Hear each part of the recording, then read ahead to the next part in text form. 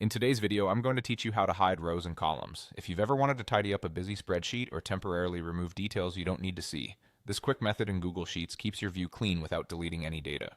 It's perfect for focusing on a section during a meeting, sharing a simplified view, or reducing distractions while you work. Start by opening your sheet and locating the headers. On the far left, you'll see a gray strip with row numbers, 1, 2, 3, and so on. Across the top, there's a gray strip with column letters, A, B, C, and so forth.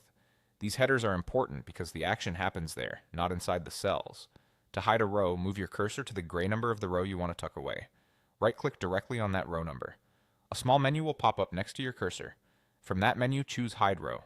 The row will collapse out of sight and your sheet will close the gap so everything still lines up neatly.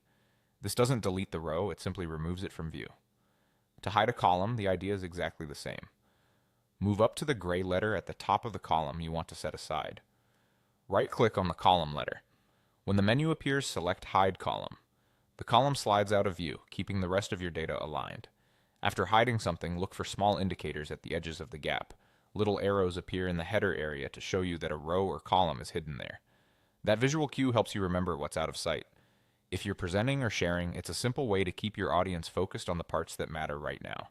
A few helpful notes while you work. First, make sure you're right-clicking the header itself, not a cell, or you won't see the correct option. If you're using a trackpad, a two-finger click usually opens the same menu.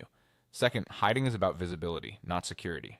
Anyone with access to the sheet may still be aware that something is hidden, and your formulas will continue to calculate using hidden cells by default. Finally, if you plan to print or export, hidden rows and columns typically won't appear, which can be useful for creating a clean handout. That's all there is to it. Right-click the row or column header, choose Hide Row or Hide Column, and keep your workspace focused and readable.